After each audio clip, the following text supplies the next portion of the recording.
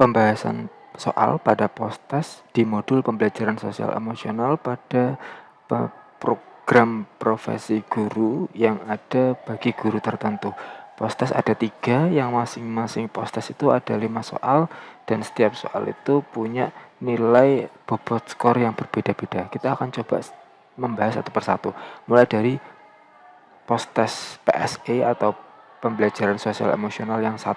Kita klik, ada di sini tertera bahwa hasil post-test Anda atau saya adalah 25, yang artinya sudah mencapai poin yang sempurna. Soalnya kita akan coba bahas soal 1.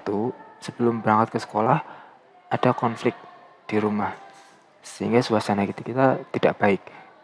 Tapi di satu sisi kita ada tugas untuk mengajar, karena peserta didik kita menunggu di kelas. Apa yang terbaik yang kita lakukan pada saat itu? Yang terbaik adalah kita melupakan konflik sementara dan membuka aktivitas pembelajaran dengan hangat. Opsi ini mendapatkan poin 5, dan yang lainnya sesuai yang ada pada layar. Kemudian soal 2, Anda ditugaskan kepala sekolah untuk mengikuti lomba. Karena banyak administrasi, lomba ini baru dikerjakan di akhir-akhir, sehingga hasilnya cukup mengecewakan.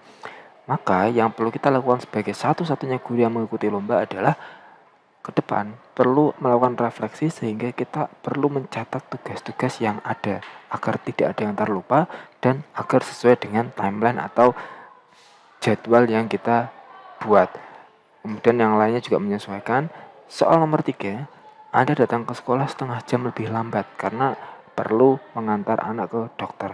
Sebenarnya kita berusaha untuk datang lebih pagi, namun ternyata tetap terlambat. Sementara ada kesepakatan, keterlambatan itu 15 menit.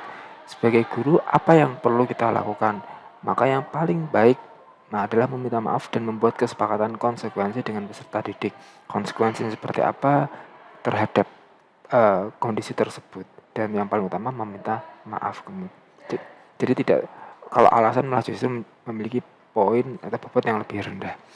Itu. Kemudian soal nomor 4, Anda ingin mengganti tata ruang kelas melibatkan pendapat peserta didik. Jadi ruang kelas itu ingin diganti, peserta didik itu antusias, tapi ternyata ide dari peserta didik itu kurang sesuai dengan yang diharapkan. Maka yang paling sesuai sebagai guru adalah kita melakukan evaluasi bersama dengan peserta didik tentang ide mereka. Jadi jangan langsung ditolak, jangan langsung dijudge, tapi kita perlu membahas, mendiskusikan, dan mengevaluasi ide dari peserta didik, sehingga mereka sendiri yang akan menyadari bahwa ide mereka itu kurang sesuai, dan mereka sendiri yang akan mencari solusi terkait dengan kondisi tersebut. Kemudian soal terakhir pada pembelajaran sosial ekonomi modul 1 di post-test 1 adalah dalam rangka mewujudkan sekolah ramah anak, kita diminta kepala sekolah untuk menggali data tentang kebahagiaan peserta didik. Kita memberi survei yang ternyata memperoleh data yang banyak sekali. Karena data ini cukup banyak dan kita bingung apa yang kita lakukan. Kita tidak sendiri, kita ada guru lain, maka kita kolaborasi. Ajak guru lain untuk mendiskusikan hasil survei tersebut. Dan opsi ini memiliki bobot 5. Itu untuk yang PSE 1, post-test pertama. Kemudian untuk yang post-test kedua, kita coba lihat. Soal yang pertama, salah seorang peserta didik di kelas sudah seminggu tidak masuk. Tentu kita perlu menjenguk. Ada beberapa anak yang menolak, walaupun teman-teman lainnya menerima. Apa yang menjadi prioritas tindakan kita?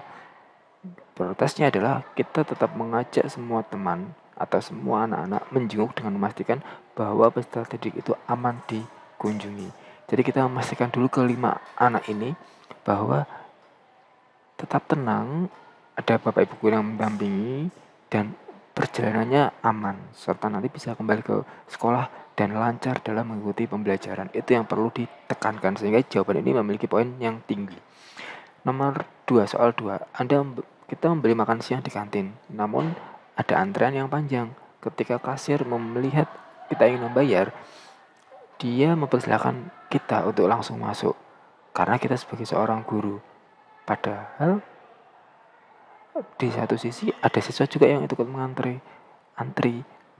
Walaupun kita sebagai guru dipersilahkan untuk membayar dulu, dan kebetulan kita juga terburu-buru, tapi masih ada siswa yang mengantri. Apa yang tindakan yang bisa diterapkan? Jawaban yang paling tinggi adalah tetap mengantri untuk menjadi contoh bagi guru dan peserta didik lainnya. Soal nomor 3, sekolah kita melaksanakan program untuk mengasah empati karena tingginya kasus perundungan. Setelah dilakukan program 1 semester, tidak ada perubahan yang signifikan. Padahal kita sebagai salah satu bagian dari program tersebut, maka tindakan yang paling tepat adalah kita tetap memberikan memfasilitasi diskusi antara guru dan yang menjadi panitia maupun non panitia. Pokoknya kita tetap adakan fasilitasi diskusi antar guru karena memang guru dan juga siswa yang menjadi anggota dari sekolah kita. Soal nomor 4, di pertemuan hari ini kita ingin peserta didik memberikan contoh-contoh konkret dari sila Pancasila. Ketika kita mencoba menanyakan satu persatu, ternyata mereka tidak dapat menyebutkan. Padahal kita sudah menyampaikan materi tersebut. Sebagai guru materi Pancasila atau materi di mapel tersebut, apa yang perlu kita sikapi? Yang paling utama adalah kita tetap membagi kelas ke dalam 5 kelompok. Kita bagi kelompok dulu dan setiap kelompok itu mendiskusikan hasil dari pembelajaran. Untuk apa? Untuk nanti bisa sharing bersama. Bisa jadi kalau guru menjelaskan siswa kurang menangkap, bisa jadi rekan sebaya atau diskusi antar teman itu bisa lebih memahami materi mereka. Soal terakhir, Sinta adalah keponakan kita yang bersekolah di tempat kita mengajar. 1 tahun terakhir dia mengalami kesulitan konsentrasi dan penurunan nilai karena kondisi orang tua yang sering berkonflik. Ketika kita sebagai guru yang juga Sinta itu adalah ponakan kita menyampaikan ke orang tua dan ternyata kita diminta orang tua tersebut untuk membantu. Kita sebenarnya ingin menolak permintaan, namun apa yang kita lakukan? Yang terbaik kita lakukan adalah meminta orang tua untuk bersama-sama membantu Sinta atau siswa tersebut tanpa melakukan pelanggaran etika. Jadi kita tidak bisa sebagai guru berjalan sendiri, kita perlu melibatkan pihak lain, terutama orang tua jika siswa itu memiliki masalah. Itu kemudian post-test 3. Soal pertama, kita adalah seorang guru yang sedang memberikan materi tentang gelombang elektromagnetik. Di kelas itu banyak peserta didik yang tampak bingung dan mengajukan berbagai pertanyaan. Sebenarnya sebagai guru itu kita ingin ingin menjawab pertanyaan anak-anak, tapi waktu tersisa 15 menit. Apa yang menjadi tindakan prioritas? Yang paling utama adalah meminta teman-teman memberi semangat kepada teman yang sudah lebih berani bertanya. Di situ kita bisa lebih enak dalam menutup kelas dengan cara memberi apresiasi kepada teman-teman yang sudah berani untuk mengajukan pertanyaan. Kemudian yang kedua, Anda ditugaskan membimbing peserta didik dalam menghadapi lomba. Kita menyadari bahwa kompetensinya itu perlu tinggi, namun kita tetap berupaya untuk membimbing. Ternyata tim yang kita bimbing atau tim siswa itu belum berhasil, sehingga para peserta didik atau para siswa itu kecewa. Sebagai guru, apa yang perlu kita lakukan? Yang paling utama adalah kita identifikasi dulu penyebab kekalahannya. Untuk apa? Untuk menjadi refleksi pada pembimbingan berikutnya. Kemudian nomor 3, di kelas itu ada kelompok peserta didik yang tampak dominan, namun ada juga peserta didik yang cenderung pasif. Sebagai guru kelas, kita perlu menyampaikan ke anak perlu adanya peningkatan keberanian dalam penyampaian pendapat. Namun juga belum ada perubahan yang signifikan. Yang perlu kita lakukan adalah kita tetap meminta teman-teman atau anak-anak memberi semangat kepada teman yang sudah lebih berani. Artinya pada soal ini, jawaban ini mungkin kita perlu buka bahwa kita itu siap untuk memberikan reward kepada anak-anak yang berani aktif dan berani bertanya. Sehingga nanti anak-anak bisa lebih semangat. Harapannya seperti itu mungkin. Soal nomor 4, sekolah kita menjalin kerjasama dengan puskesmas untuk kesehatan fisik. Meskipun demikian, kita merasa bahwa lembaga tersebut kurang berperan. Masih banyak peserta didik yang sering tidak masuk karena sakit. Nah, apa yang perlu kita lakukan? Karena kita kebetulan memiliki tugas tambahan sebagai guru yang mengelola UKS. Yang paling bijak adalah mengajak diskusi pihak puskesmas untuk mengevaluasi kegiatan yang telah berjalan atau yang berjalan.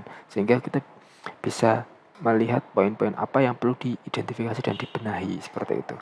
Soal terakhir, suatu ketika ada seorang guru yang berkomentar negatif tentang cara mengajar kita. Kita sebenarnya berupaya menerima komentar itu sebagai sebuah masukan, meskipun kita kurang nyaman karena ia menyampaikannya di depan murid-murid. Jika mengambil situasi tersebut, apa yang kita lakukan? Yang paling utama adalah mengambil sikap tenang dan mengucapkan terima kasih.